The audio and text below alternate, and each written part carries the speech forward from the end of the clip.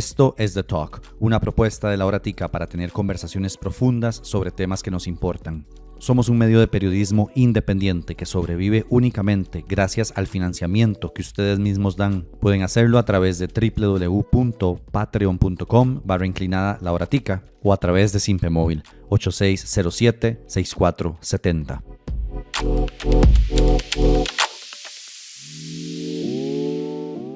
Hoy conversamos con Jennifer León. Ella es investigadora del Estado de la Educación y amablemente nos dio este espacio para conversar sobre el más reciente informe 2025 del Estado de la Educación. Jennifer, muchísimas gracias por estar con nosotros. Gracias por abrirnos este espacio y bienvenida a La Hora Tica.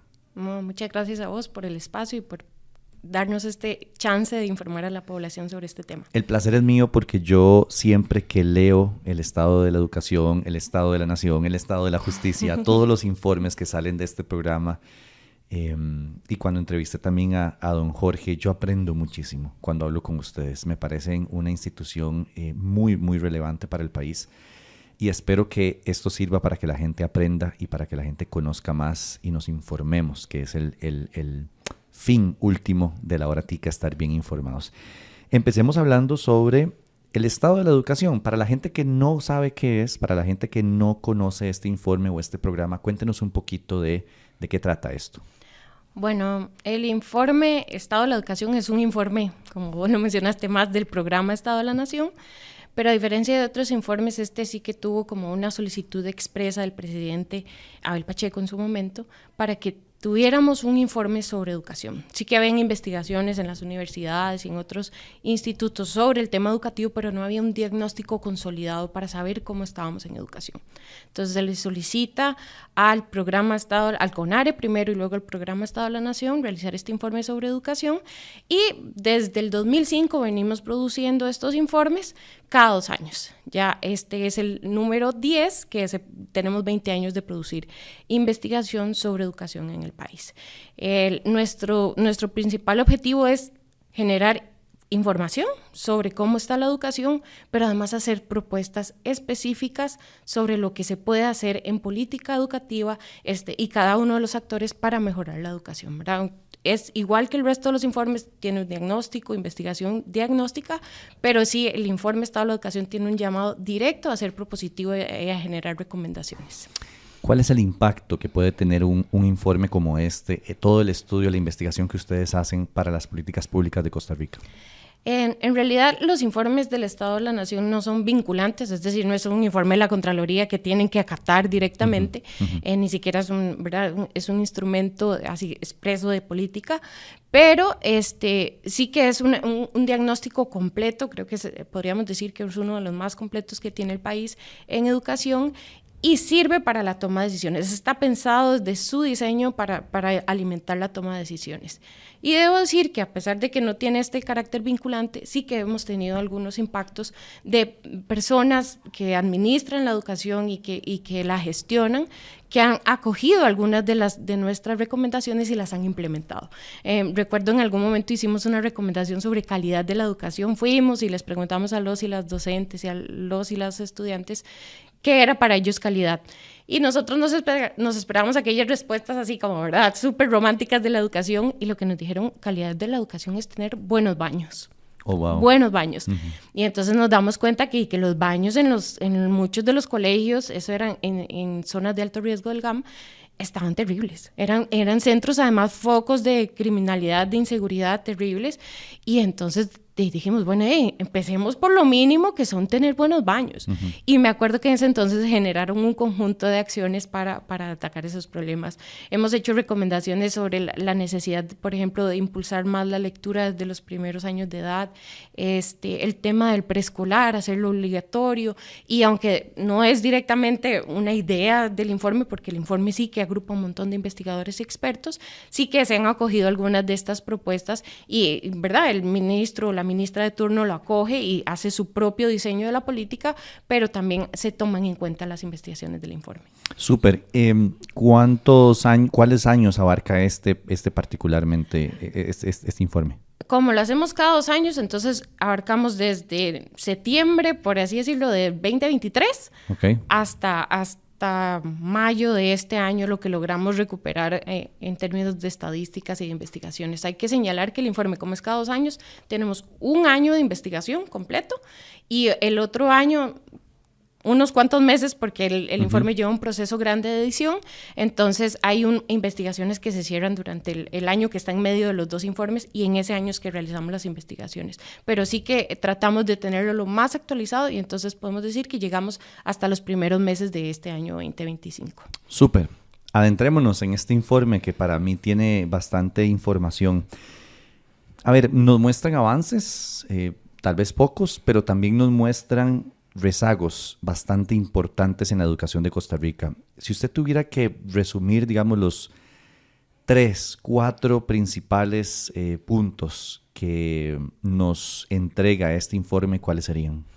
Sí, tal vez quisiera devolverme un poquitito y recordar un poco el informe del 2023. Dijimos que el país estaba en una crisis, la peor crisis que habíamos experimentado mucho tiempo en el sistema educativo, y habíamos dicho que eso era crisis producto de, sí, la pandemia que aceleró muchos de los rezagos, pero teníamos un conjunto de problemas no resueltos en el país, que al no resolverlos a tiempo, la pandemia nos golpea y los acrecenta. Para este informe retomamos esta idea y decimos, bueno, ¿qué pasó con la crisis? Y lo que decimos es la crisis es más profunda y es persistente. No estamos lejos de salir de ahí.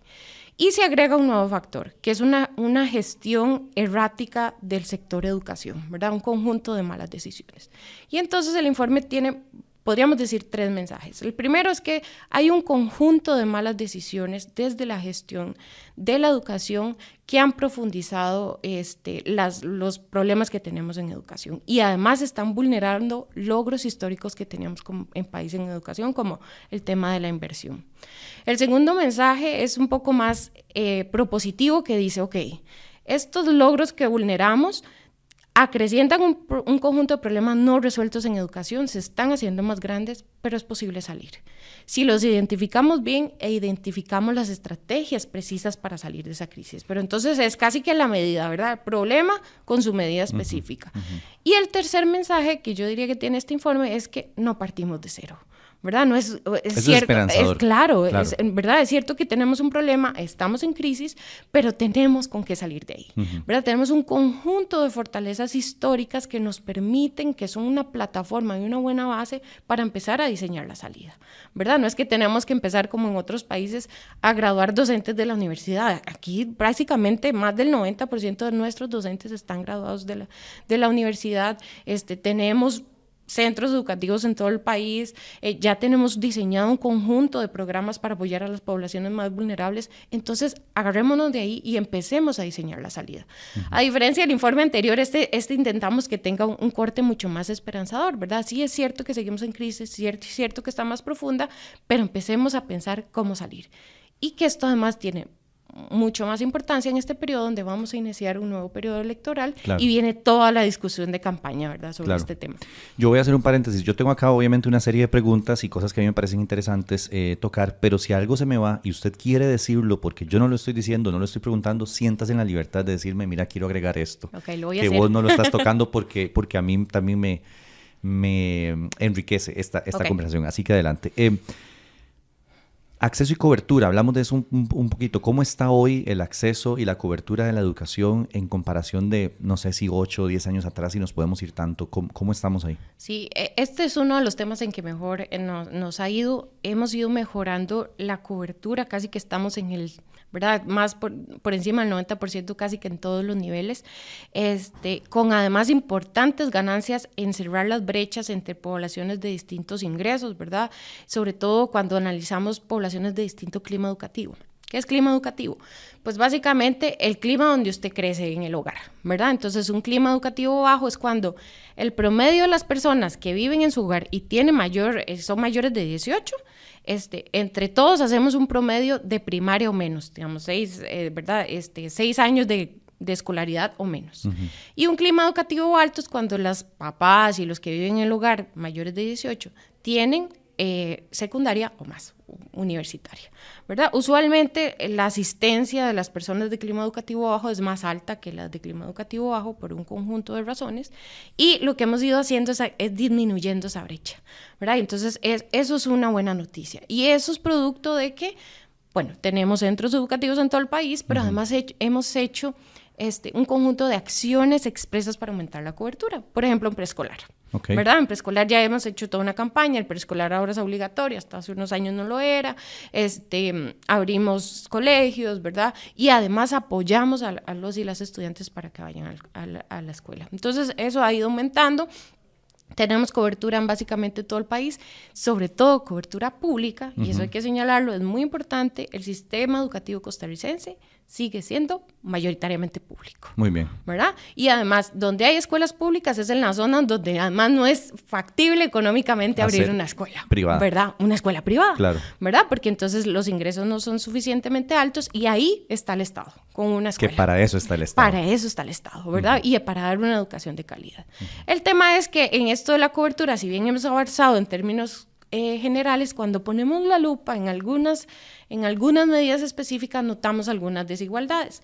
Por ejemplo, en zonas urbanos-rurales, ¿verdad? Aunque la cobertura es alta, sí que se nos tiende a bajar un poquitito más en la zona rural, claro. ¿verdad? O la presencia, digamos, de ciertas modalidades, las escuelas indígenas, las escuelas unidocentes, ¿verdad? Que tienen algunas desigualdades respecto a sus pares en los otros temas. Y además hay que decirlo que en los últimos años hemos ido incrementando en algunas desigualdades, por ejemplo, la tecnológica. Claro. ¿Verdad? Y eso en la pandemia nos dejó en evidencia increíble. Porque sí que notamos que en el GAM teníamos mucho más acceso y en las zonas rurales, ¿verdad? Yo no sé si recuerdan este dato, pero no tienen por qué recordarlo, pero habíamos dicho que incluso en una casa hasta 4 personas compartían el mismo dispositivo. Y el mismo celular. Y era celular. Así es, exacto, recuerdo eso. ¿Verdad? Sí. Entonces, ahí sí que hemos generado algunos desbalances.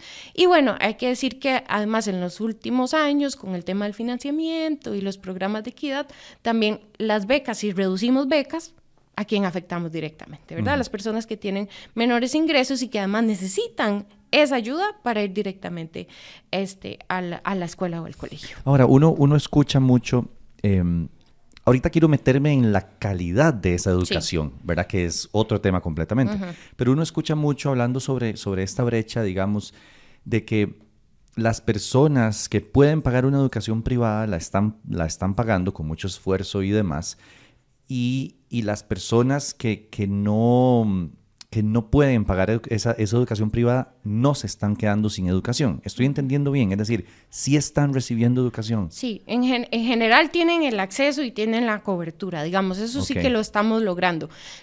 Donde hay diferencias es cuando hilamos aquí en el tema de la calidad, ¿verdad?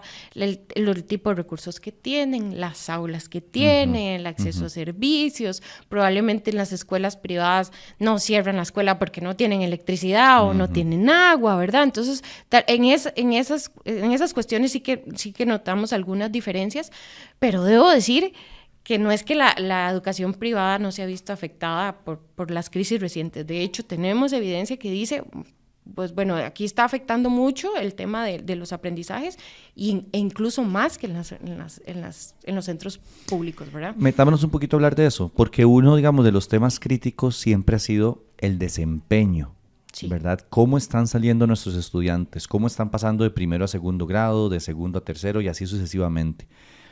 ¿Qué nos dice el informe de este desempeño de las personas estudiantes? Sí, y en esto también quiero devolverme un poquito al informe anterior. Este informe es como una continuación, ¿verdad? La segunda parte. Y lo que decimos es que ya nosotros habíamos dicho que teníamos una crisis de aprendizaje, venían muy bajos los resultados. El informe salió en 2023, donde habíamos quitado las pruebas de bachillerato, las pruebas FARO, apenas estábamos empezando a implementar las pruebas nacionales y lo que nos daba esta información son las pruebas internacionales, en este caso las pruebas PISA. En 2022 tenemos los últimos resultados y lo que nos dicen, tenemos el peor resultado desde que participamos en PISA, que fue en 2010, por ahí. 12 años después tenemos el peor resultado, en vez de ir mejorando, vamos bajando. Y lo que encontramos es que hicimos un estudio súper interesante, espero que les parezca interesante y no solo a mí. Hicimos un análisis de de PISA, y PISA divide a los estudiantes en 6 niveles. Permiso, paréntesis, ¿qué es PISA? PISA. Nada más en 2 líneas. PISA es unas pruebas estandarizadas, quiere decir que se las hace a todo mundo parejo, a una muestra de estudiantes que hacen los países de la OCDE. Lo diseñan, lo traen, el país los adapta, no piensen que se trae así tal cual, el país hace todo un proceso de adaptación y se aplica a estudiantes de 15 años. ¿Verdad? Okay. PISA se centra en estudiantes de 15 años que pueden estar en 9º o en 10º, ¿verdad? Okay. Y estamos registrando el peor desempeño histórico. Desde que participamos, que es en 2010, ¿verdad? Okay. Y entonces, lo que hacemos es PISA agarra los puntajes y los divide en 6. Los más bajos, ¿verdad? Los primeros niveles son los más bajos, y lo que encontramos es que la mayoría de nuestros estudiantes, como 7 de cada 10, están en los primeros niveles. La diferencia de PISA de cualquier otro examen que ustedes hayan hecho en la escuela o en el colegio es que dice qué puede hacer usted con los conocimientos. Entonces mide habilidades directamente. Entonces, con esas habilidades que sabemos que tienen las más bajas en el nivel, nos devolvemos en nuestro currículum nacional y vemos dónde deberíamos haber adquirido esas habilidades. Okay. Y encontramos que eso pasó en primaria. Okay. Entonces, lo que encontramos es que nuestros estudiantes de 15 años, que ya están en 9º o 10º, tienen niveles de lectura y razonamiento matemático que corresponden a primaria. Casi que nos quedamos en las habilidades básicas y de ahí no avanzamos más. O sea, perdón, una persona que está en 10º año, a uno de salir, o sea, tiene 16 años, está teniendo el nivel de lectura, y matemática. Razonamiento matemático. De una persona de 10 años. 10 años. Por ahí. Tiene 16. Y tiene 16. Con el agravante que tiene 2, 3 años para salir del cole, que es muy difícil nivelar en ese poquito tiempo, y va a salir con estas deficientes a incorporarse o a la universidad o al mercado laboral. ¿Cómo llegó esa persona a 10º?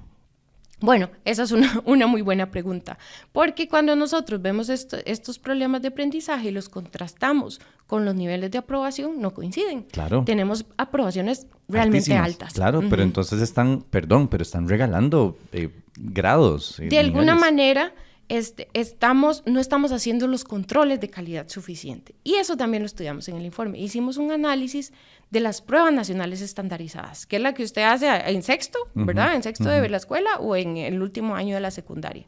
Y lo que encontramos es que son pruebas de muy baja calidad. Tiene todo el sentido. Si no tenemos el instrumento adecuado para medir esas pruebas, si no tenemos el instrumento adecuado para medir los aprendizajes, entonces no nos estamos dando cuenta que están mal, ¿verdad? Y de alguna manera estamos pasando a los y las estudiantes. Ojo, esto es muy importante porque además estamos certificando que los estudiantes saben algo cuando realmente no lo saben, ¿verdad? Y entonces estamos engañando a la persona y estamos engañándonos a nosotros mismos como país, diciendo que tenemos un conjunto de estudiantes que tienen estas habilidades cuando no es cierto. Y eso es responsabilidad del MEP. Esto es responsabilidad directa del MEP, que es donde ahorita se hacen estas pruebas, que no debería ser así, no siempre. Sí, porque entiendo que una de las propuestas es... no, pero esto es para docentes.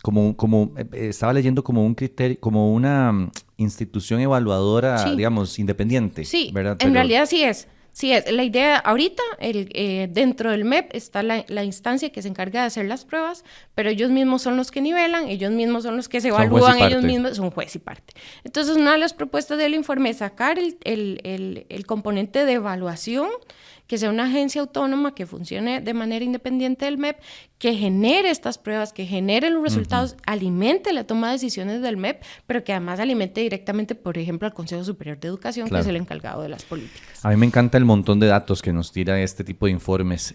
Voy a leer nada más sobre esto de las pruebas PISA. Dice, entre el 2009 y 2022, las puntuaciones del estudiantado bajaron 6,32% en lectura, 5,87% en matemática y 4,42% en ciencias.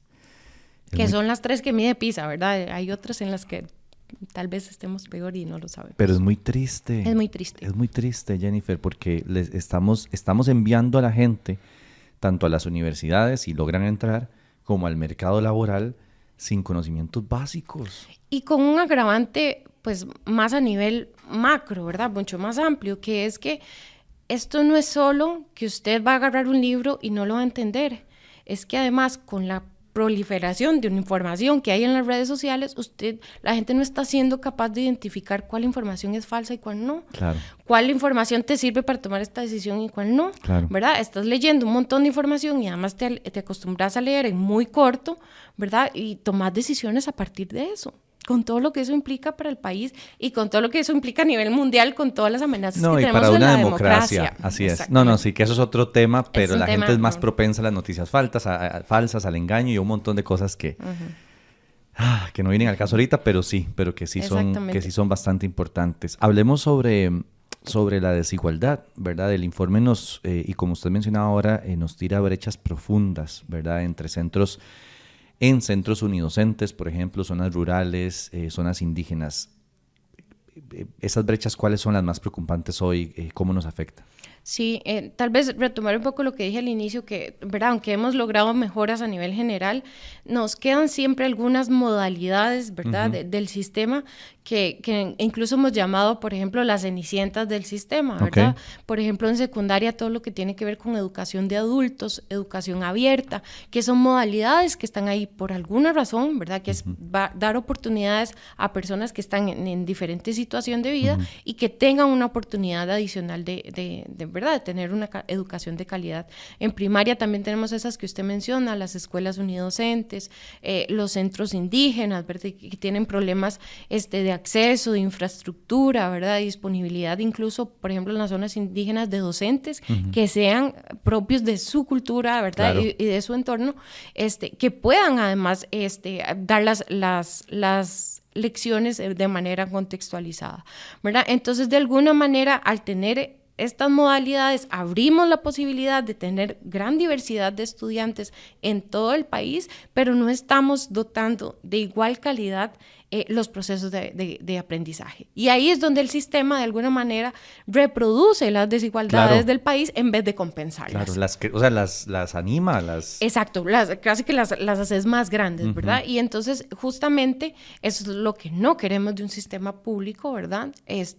Claro. Básicamente gratuito, donde todo el mundo puede ingresar. El sistema público debería tener la misma educación en Cabagra que en Curridabat. Exactamente. Ajustándola a las realidades de cada persona y ¿verdad? Con todos los ajustes necesarios, pero sí asegurándonos que el nivel de calidad sea muy bueno. ¿Cómo se resuelve algo así o cómo se empieza a resolver eso? Pues yo creo que es una de las apuntes del informe es identificar exactamente cuáles son los problemas, ¿verdad? Y a partir de eso resolver. Las necesidades son muy variadas, ¿verdad? En algunos casos es infraestructura, en otros casos son plazas docentes, en otros casos requiere trabajar la formación del cuerpo docente, ¿verdad? Por ejemplo, recuerdo siempre... Pero eso es todo un tema, Eso ¿verdad? Es un tema, sí. Eso es un tema que podemos hablar, pero lo que digo es que cada modalidad tiene una necesidad distinta y tenemos que evaluarla.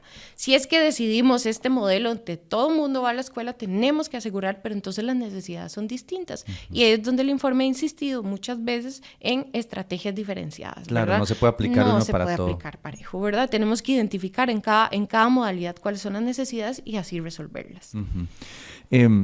¿Qué papel juegan estos factores justamente socioeconómicos de género? No sé si lo estudian también el informe, si nos puede comentar un poco sobre eso en las oportunidades educativas de las personas. Sí, para esta edición no hicimos un análisis a profundidad de género, sí que tenemos siempre los indicadores, cuando los indicadores lo permite hacemos la desagregación, pero hicimos un análisis en el informe anterior sobre el tema de las desigualdades de género y encontramos que efectivamente, lo que decía, el sistema educativo de alguna manera reproduce estas desigualdades, que no es que nacen en el sistema educativo, están en la sociedad producto de un conjunto de estereotipos, de ideas que manejamos, pero de alguna manera las estamos reproduciendo. Encontramos, por ejemplo, en temas de género que estas desigualdades empiezan muy, muy temprano, casi que el preescolar, y lejos de desaparecer se empiezan a incrementar. Y tenemos los problemas que tenemos hoy, que es que queremos más mujeres en ingeniería, pero es que esto es muy difícil si las mujeres desde que están chiquititas piensan que es que son muy malas en matemática y nunca van a poder ser ingenieras, ¿verdad? Entonces, en este caso hicimos este análisis de hombres y mujeres porque así lo permite la desagregación de los datos, pero sí que encontramos que esto no es un tema como muy presente. Después Entonces, las desigualdades socioeconómicas, eso sí lo hemos analizado bastantes veces en el informe. Hemos encontrado que sí, aunque tal vez las diferencias en cobertura no son tan grandes, sí hay una relación directa porque los estudiantes de ingresos más bajos requieren más apoyos por medio de becas, por medio de transportes, y recuerden que cuando cortamos la inversión, lo primero que cortamos son estos incentivos, ¿verdad? Entonces, de alguna manera hacemos mucho más vulnerables a esta población producto de estos recortes. Y en lo que les mencionaba, otra desigualdad muy grande es el tema de los climas educativos, ¿verdad? Que estos estudiantes de climas educativos altos, donde las personas en su hogar tienen de secundaria para arriba, tienen apoyos distintos, ¿verdad? Entonces ahí hacer una tarea no es mayor problema, ¿verdad? Si usted manda a leer un libro, probablemente al niño o a la niña la pongan a leer el libro. En otros estratos, ¿verdad? O en climas educativos bajos, mi jefa siempre dice, los padres y las madres están en operación frijoles, claro. Están ocupados en el día a día resolviendo temas de ingresos, y probablemente llegan muy tarde a la casa, claro. No pueden darles apoyos, y ahí es donde el centro educativo tiene que compensar, ¿verdad? Y entonces, ¿cómo compensamos? Bueno, más horas en la escuela, ¿verdad? Probablemente menos tareas y que todo lo resolvamos en la escuela, pero además hay que estar muy atentos a los apoyos que requieren esas personas estudiantes, ¿verdad? Que son muy específicos y que además determinan su futuro, ¿verdad? Y determinan su éxito en las trayectorias, porque no queremos estudiantes que se empiecen a quedar y se empiecen a frustrar y terminen saliendo del sistema educativo. Usted hablaba ahorita de la inversión, becas y demás, pero quiero hablar sobre la inversión y quiero dedicarle buen rato a esto porque me parece que el informe es bastante drástico, ¿verdad? Voy a leer lo que dice el informe. Inversión educativa en Costa Rica registra la mayor caída en los últimos 40 años. No es menor lo que está diciendo el informe y creo que ustedes siempre eligen muy bien las palabras que van a usar, ¿verdad? Y para querer comunicar lo que quieren comunicar, creo que hacen un buen trabajo en eso. Entre 2018 y 2023, la inversión total en educación cayó un 6% y la destinada a primaria, que es tan importante, se redujo un 14%.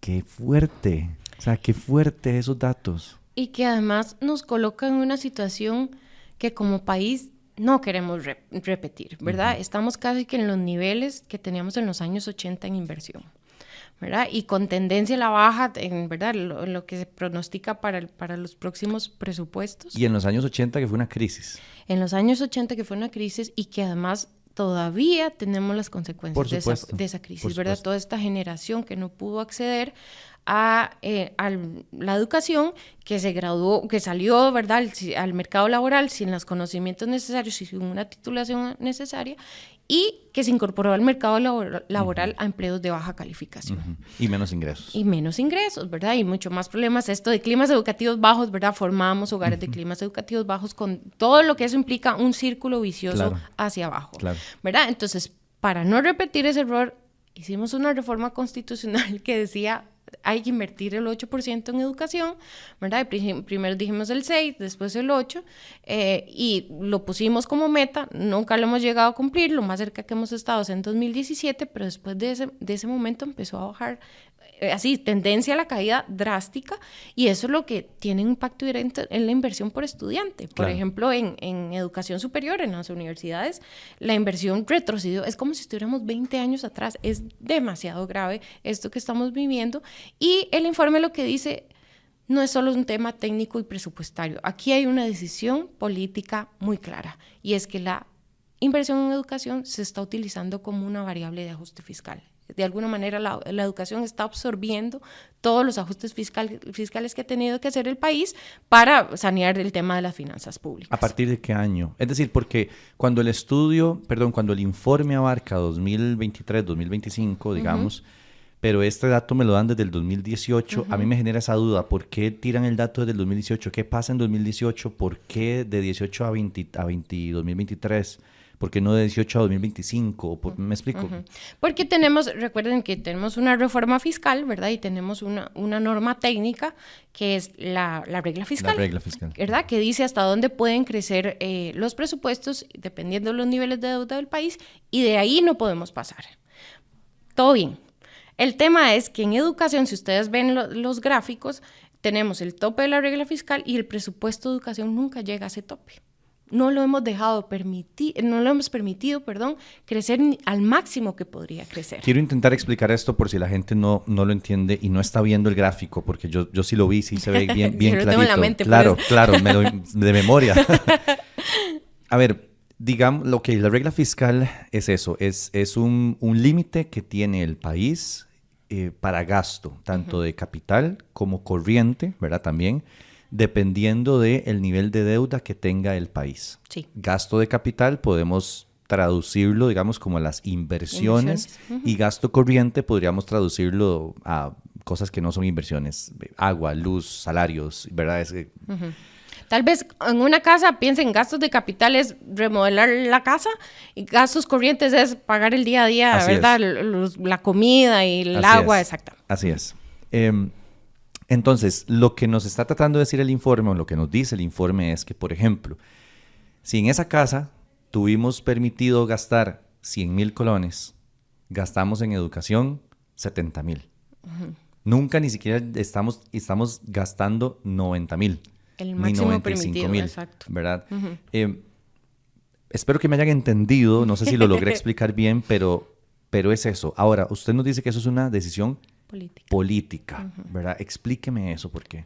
Sí, hay que entender que en esto hay como limitaciones técnicas, que sería esa regla que dice, bueno, de aquí no puede crecer, y ahí está bien, pero si usted no la deja llegar al máximo, quiere decir que de alguna manera le estás quitando a ese sector, educación, para ponerlo en otro sector, ¿verdad?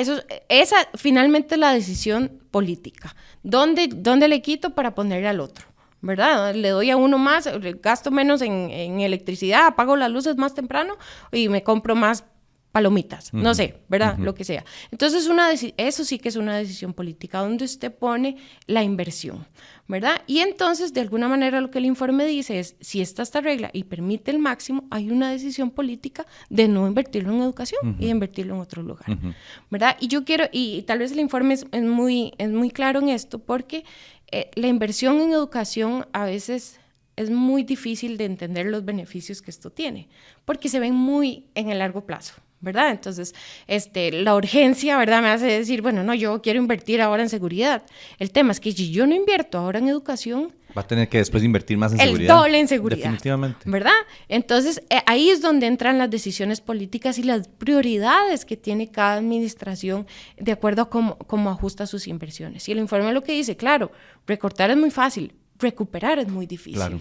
Y ahí es donde hicimos escenarios de inversión, cuánto tiempo nos tomaría, y en el peor escenario nos tomaría casi 20 años recuperar la inversión que teníamos en 2017, ni siquiera el 8% máximo. En 2017, casi 20 años. Un montón de generaciones pasan en el medio con recortes en la educación. Sí, a ver, lo que ustedes están diciendo es, hey, si van a recortar por la regla fiscal, no me toquen educación. Ustedes nos lo dicen, pero no sean tan cabrones. Es decir, no me recortes educación, que es algo tan importante. Recortar otros aspectos del país, del Estado, del funcionamiento de las instituciones públicas.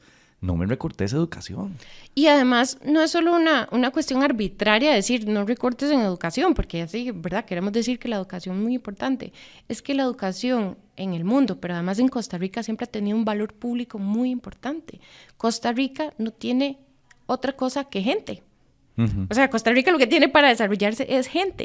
¿Y cómo buscas mayor desarrollo si lo vemos en términos muy económicos? ¿Cómo recuperas mayor desarrollo en el país? Con el desarrollo de las personas. Sí, yo vengo diciendo hace unos meses que Costa Rica está viviendo de la renta, que por ejemplo, el trabajo en zonas francas, digamos, y en estos temas como de microprocesadores y todo este asunto, yo creo que estamos viviendo de la renta, porque va a llegar un momento, justamente por la falta de educación de las personas, en donde no vamos a poder suplir esa demanda de personal calificado que nos, valga la redundancia, que nos demandan las empresas internacionales para venir aquí a posicionarse. Porque una de las cosas que nosotros, la más grande creo yo, es el talento humano. Exacto, es el elemento diferenciador. Así es, es el talento humano. Y estamos viviendo de la renta y vamos a llegar a un punto, creo yo, si seguimos así, en donde no vamos a poder suplir esas necesidades y ahí sí nos va a llevar candanga. Exactamente. Y además, El otro tema que son los aportes que tiene la educación, que son tal vez menos intangibles, son temas que ya hemos casi que tocado. El tema de la cohesión social, de la construcción del tejido social, cómo la gente entiende la importancia del ambiente, de cuidar el ambiente, cómo las personas entienden la importancia de vivir en democracia, que tiene los problemas que a ustedes se les puedan ocurrir, pero sigue siendo el mejor sistema de organización política y social que hay, con todas las falencias que tiene, ¿verdad? Y todos estos valores que tiene la sociedad costarricense se han ido inculcando a través de la educación por decisiones que tomamos en su momento que fueron además, ¿verdad? Muy disruptivas y visionarias en momentos en que otras naciones no estaban ni pensándola, no la estaban ni viendo pasar, ¿verdad? Y Costa Rica decidió en ese momento invertir en educación y eso nos ha permitido tener la posición que tenemos en el mundo. Y ahora lo estamos desfinanciando casi que adrede, ¿verdad? Y entonces ahí es donde el informe dice, bueno, recuerden que además la educación no es solo, ¿verdad? No es solo educar por educar, es que esto tiene un valor y tiene réditos directos en la sociedad y en la vida en sociedad. Sí, y a ver, Costa Rica tuvo un ajuste fiscal importante en 2018, ¿verdad? Tuvo una reforma fiscal que yo me voy a dar el derecho de decir absolutamente necesaria y que si no implementábamos esa reforma nos íbamos para un lugar bien, bien feo, ¿verdad? Pero la reforma se hace para que Costa Rica pueda tener más dinero, salir del hueco donde estaba financiero, fiscal, y pueda invertir justamente en estas cosas. Es que qué carajos, social, ¿verdad? O sea, porque de nada le sirve, por ejemplo, a este gobierno, y yo sé que ustedes no lo pueden decir, pero yo sí, de nada le sirve a este gobierno alardear tanto de sus números macroeconómicos si estás dejando a la gente sin comida o sin becas para estudiar. Es que sirve de muy poco entonces. Y además estás desfinanciando el futuro, ¿verdad? Del propio país. De alguna manera estás dejando estás sacrificando la inversión de largo plazo por unos ajustes de corto plazo. Y es ahí donde decimos no se vale. Pero que además de que hablar, que aquí estamos hablando como muy en macro, pero cada vez que desfinanciamos la educación tocamos directamente vidas, personas, ¿verdad? Que frustran sus sueños e ilusiones porque no tienen la educación que se requiere, ¿verdad? Y además de alguna manera los estamos engañando porque los estamos aprobando en el sistema educativo sin las habilidades que decimos que les vamos a dar, ¿verdad? El gasto de capital, dice el informe, eso significa infraestructura y equipamiento. Ojo, infraestructuras, es un gasto de capital, es una inversión. Se redujo en un 75%. 75%. Antes del 2018, representaba un 6,5% de todo el gasto educativo. ¿Okay? Ahora representa un 1,7%. Sí, y además recortamos estos gastos de capital, que son los que nos permiten recuperar toda la infraestructura, darle mantenimiento, etcétera, en una situación donde tenemos órdenes sanitarias en todo el país. Y estas órdenes sanitarias son lo que les mencionaba, escuelas o colegios que tienen dificultades para funcionar con normalidad, porque tienen problemas de agua, porque tienen problemas de electricidad, problemas de infraestructura, ¿verdad? Y entonces en estos centros educativos donde deberíamos tener así los mejores procesos de educación, tenemos estas instalaciones que además no son propicias para el aprendizaje, ¿verdad? Claro. Y además cabe señalar que ahí no solo es, ¿verdad? Que ya es mucho, que los estudiantes es donde llevan clases todos los días un buen rato de sus vidas, pero también es donde trabajan nuestros docentes, ¿verdad? Y entonces les estamos casi que generando un ambiente de trabajo muy hostil. Justo ese es el problema de los recortes de inversión, ¿verdad? Que entonces vamos a tener, las cosas terminan rompiéndose por el hilo más flaco. Así es. ¿Verdad? Y entonces terminamos recortándole a los programas de equidad y en los bienes de capital donde ocupamos recuperar la inversión que, ¿verdad? Que lleva varios años de rezago en el sistema educativo. Termino este bloque de inversión con dos preguntas. La primera es, ¿por qué 8%? O sea, ¿tiene algún sustento técnico de dónde sale el 8%? ¿Es 8% del PIB? Para la gente que no sabe, Costa Rica hizo una reforma constitucional, o sea, está en nuestra constitución política que tenemos que invertir el 8% del PIB, del Producto Interno Bruto, en educación. Eso abarca desde preescolar hasta universidades. ¿Por qué 8%? ¿De dónde sale? Sí, eso es producto de un estudio que se hizo en su momento, donde se justificó porque un 8% del PIB, ya estábamos en cerca de un 6%, ¿verdad? Y se hizo un análisis de las necesidades que tenía el sector y además de los países que tenían un nivel de desarrollo humano similar al de Costa Rica, y entonces se estableció la meta del 8%, ¿verdad? Que no es un número antojadizo, sí se hizo la justificación en su momento, y además tiene que cumplirse, como usted mencionaba, porque está en la Constitución, ¿verdad? Uh-huh. Y ahora, eso es un tema que tal vez no mencioné, la regla fiscal, la reforma, eso está en una ley, uh-huh, ¿verdad? Y por encima de la ley está la Constitución. Y de alguna manera estamos cumpliendo la ley pasándole por encima a la Constitución, ¿verdad?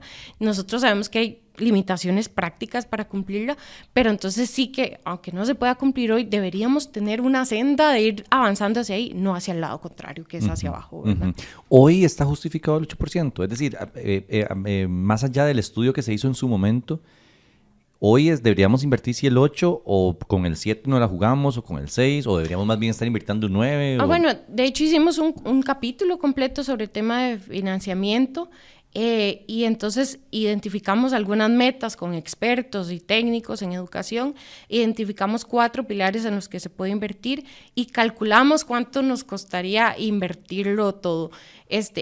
Obviamente va creciendo gradualmente, pero no llegamos ni al 1%, digamos, en esas metas específicas. Obviamente hay un montón más, pero si juntamos todas y juntamos todos los escenarios con un 1%, nos alcanza para esas que son las urgentes, ¿verdad? Okay. Entonces si logramos el 8, podríamos mejorar en un montón de temas en los que estamos atrasados, por ejemplo, en temas de tecnología, en temas de capacitación, ¿verdad? En temas de ambientes de aprendizaje propicios, etcétera, ¿verdad? Entonces es como recuperamos los mínimos en estos pilares y hicimos una estimación. Al principio requeriríamos como un 0.34% adicional.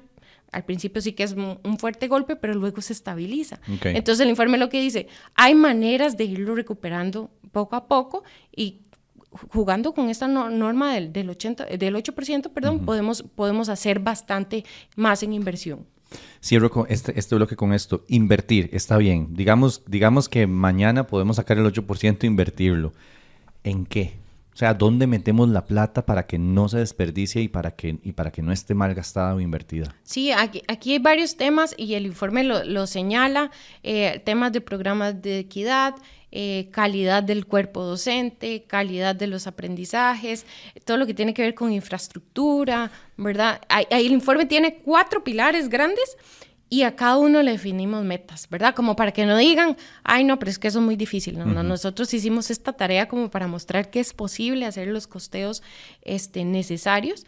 Y establecimos 4 pilares, y a cada pilar le establecimos metas y cuánto se debe invertir adicional por año y cómo vamos a ir alcanzando estas metas. Por ejemplo, me acuerdo una de las metas es llegar a 1000 en las escuelas de currículum completo, que son estas escuelas que se parecen mucho a las escuelas privadas, que van de 7 de la mañana a 2 de la tarde, llevan todas las materias, llevan música, física, ¿verdad? Artes, etcétera. Pero son públicas.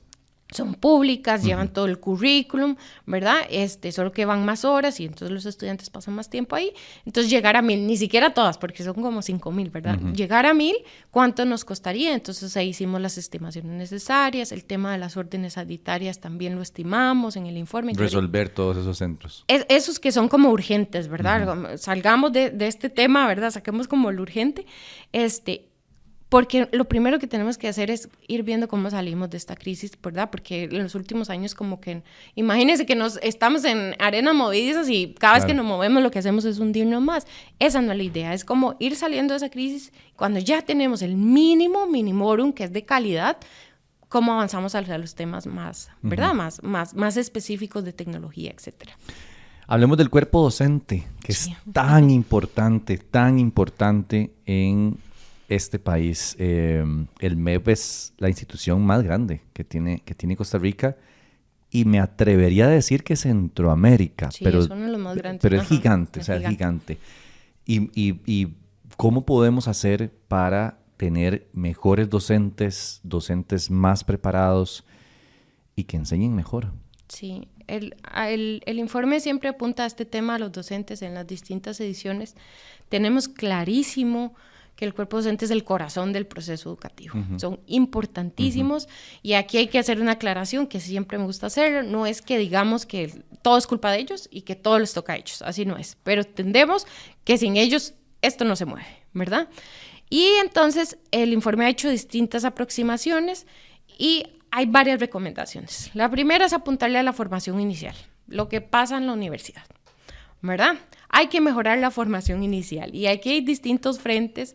Por ejemplo, en primaria nuestros docentes se forman como docentes generales, usted se gradúa como docente, pero no se gradúa como docente español, docente de matemática, entonces usted tiene una formación muy general. Entonces, una de las aristas es apuntarle a las didácticas específicas. Pero voy a hacer una pausa ahí, Jennifer, o sea, y esto me sorprende. Mi mamá es una maestra ya pensionada.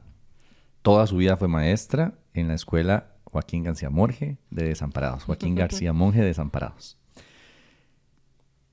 Y usted me está hablando a mí de que hoy todavía está pasando lo que mi mamá hacía. Que mi mamá enseñaba matemática, ciencias, español y estudios sociales. Sí, con un agravante, que es que ahora ya cambiamos los programas de estudio, ¿verdad? Todo bien, pero ella lo hacía hace 40 años. ¿Cómo es posible que hoy una misma persona siga enseñando matemática, estudios sociales, ciencias o español? Sí, hay unas escuelas que dividen, por ejemplo, hay, ¿verdad? Un docente se encarga de 2 materias y otro se encarga de otras 2, pero básicamente la formación que reciben es general, ¿verdad? Y entonces ahora tenemos unos programas de estudio que son muy buenos, pero que no implementamos, y entonces ahí es donde vienen los agravantes, porque entonces tenés que manejar ¿verdad? El menudo de cada una de las asignaturas. Entonces hay que enseñar matemáticas de una forma, hay que enseñar comprensión lectora de otra forma, y entonces, ¿verdad? Hay que tener como más expertise en esa área. Podemos resolverlo desde la formación inicial, y también podemos compensarlo de alguna forma en capacitación. Ahí hay un tema, la formación inicial. Y además hay que recordar que aquí tenemos universidades de todo tipo y de todo tipo de calidad y de todo lo que usted se puede imaginar. El problema es que buenos y malos docentes se gradúan, buenos y malos docentes ingresan al MEP. Tenemos que hacer un filtro, ¿verdad? Y el filtro tiene que venir de quien contrata. Claro. ¿Verdad? Mientras cambiamos a las personas, la formación, que hay toda una estructura, hay un marco de calificaciones, hay un marco para las carreras y todo con estándares mínimos de calidad. Si mientras eso pasa, yo tengo que filtrar. Si yo soy el que contrato, yo tengo que filtrar. ¿Y MEP no está filtrando? No, porque tenemos una ley de verdad, una prueba de idoneidad que debería aplicarse a los docentes y todavía estamos en veremos y al día de hoy no la estamos aplicando, ¿verdad? Porque no están listos los instrumentos. ¿Hace cuánto se aprobó esa ley?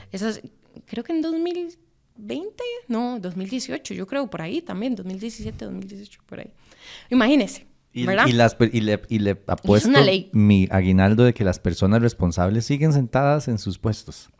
El problema es que aprobamos la ley, pero no movimos de igual manera, ¿verdad? Lo que tenía que pasar en la práctica, que era tener un examen listo, ¿verdad? Y estamos renunciando a esa posibilidad de filtrar la calidad de quienes contratamos. Pero ¿verdad? Eso es el MEP. Eso es el MEP, porque el que contrata mayoritariamente es el MEP. O sea, entonces, el MEP está contratando a quien sea. Sí, no literal, pero...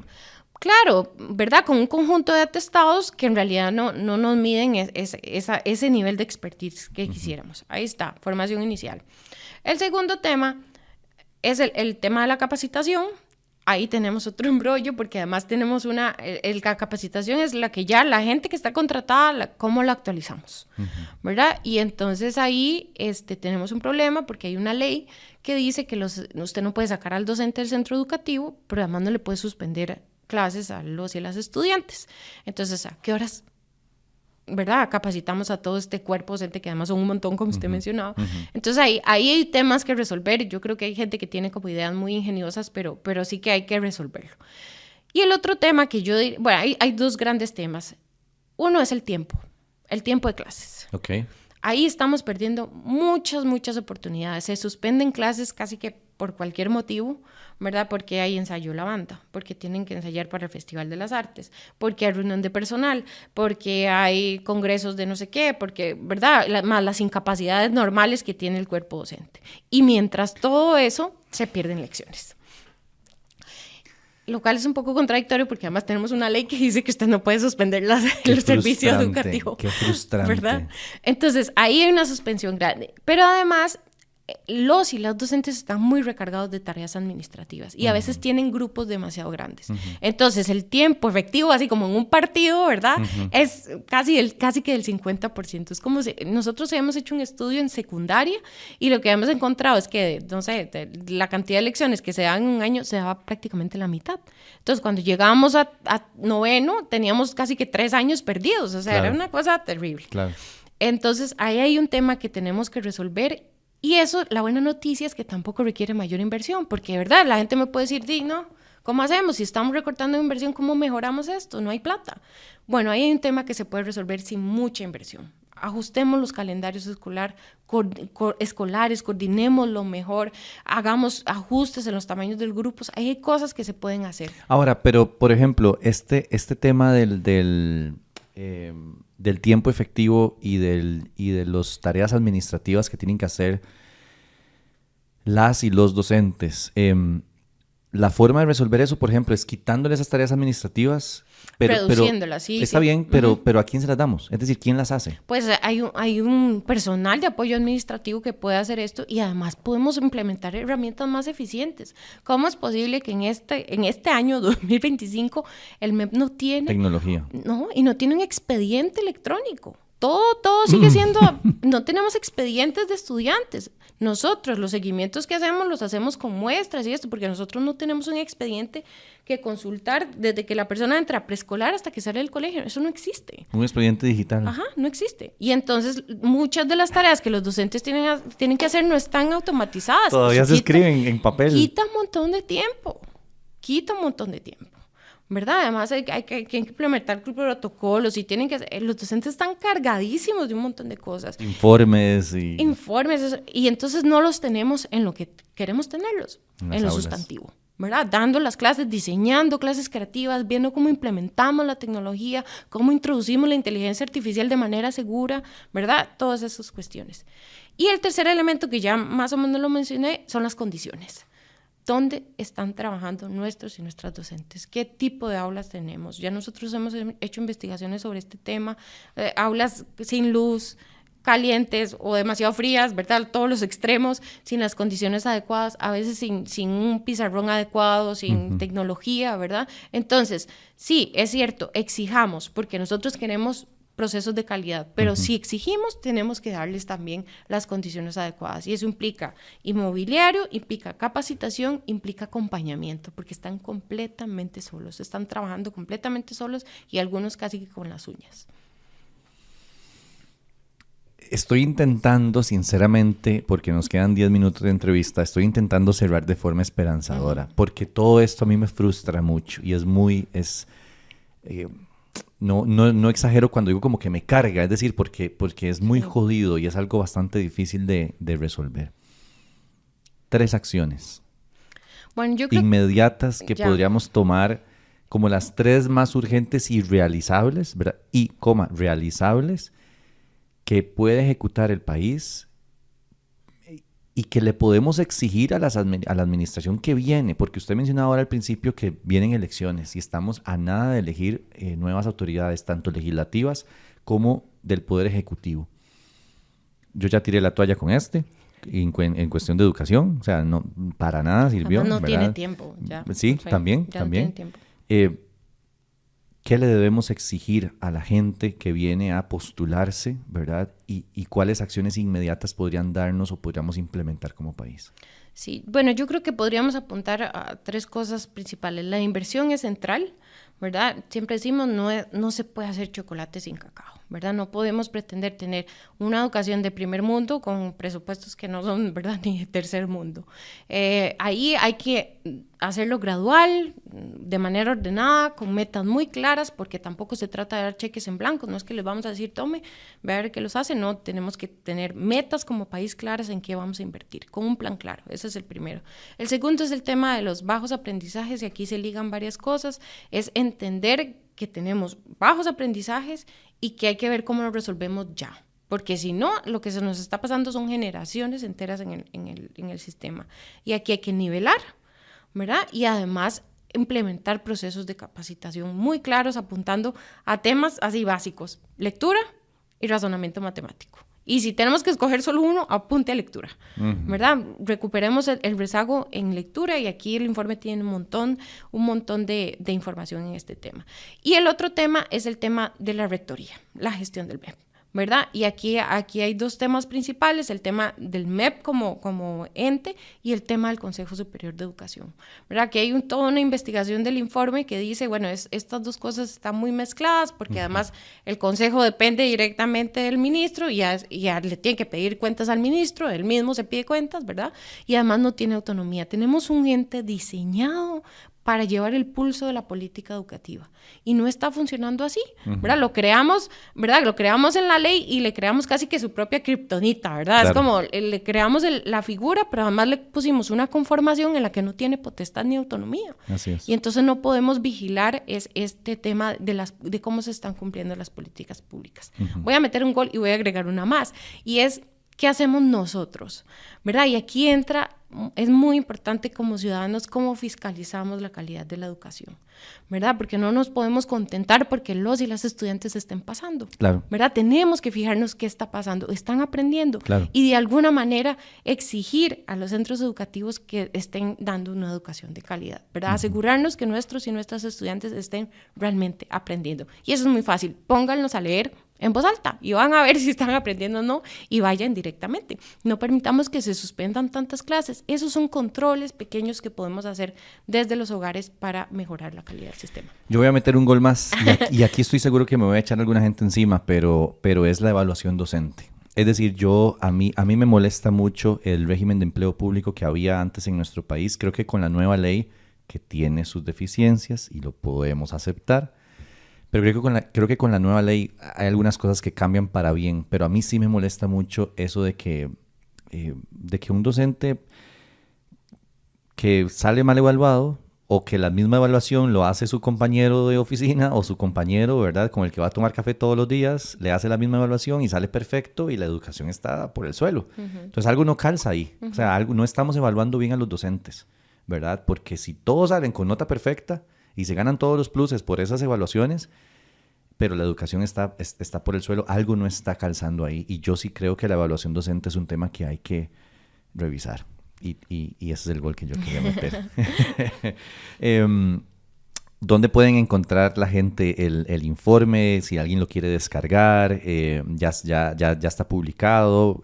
¿Dónde lo pueden encontrar? Sí, el informe completo está disponible en la página web del Estado de la Nación, es estadonacion.or.cr, y lo pueden descargar completo. Y además si están interesados, están las investigaciones completas, porque nosotros hacemos una síntesis, hay indicadores, en nuestras redes hay mucho material que nosotros intentamos también digerir para que las personas puedan acceder de manera mucho más sencilla. Súper. Jennifer, muchísimas gracias. Casi una hora de conversación riquísima donde yo aprendí mucho. Ojalá la gente haya aprendido también bastante. Gracias por sacar este tiempito. Yo sé que han estado con un montón de cosas, pero lo agradezco mucho. No, gracias a ustedes, de verdad. A la gente que nos ve y que nos escucha, recuerden que La Hora Tica sobrevive únicamente por los aportes financieros que ustedes dan. Somos un medio independiente y queremos mantenernos de esa forma.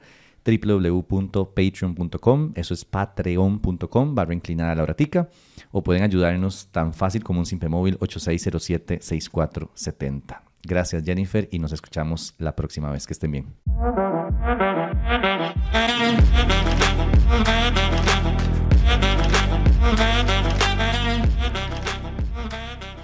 Esto es The Talk, una propuesta de La Hora Tica para tener conversaciones profundas sobre temas que nos importan. Somos un medio de periodismo independiente que sobrevive únicamente gracias al financiamiento que ustedes mismos dan. Pueden hacerlo a través de www.patreon.com/La Hora Tica o a través de Simpe Móvil 8607-6470.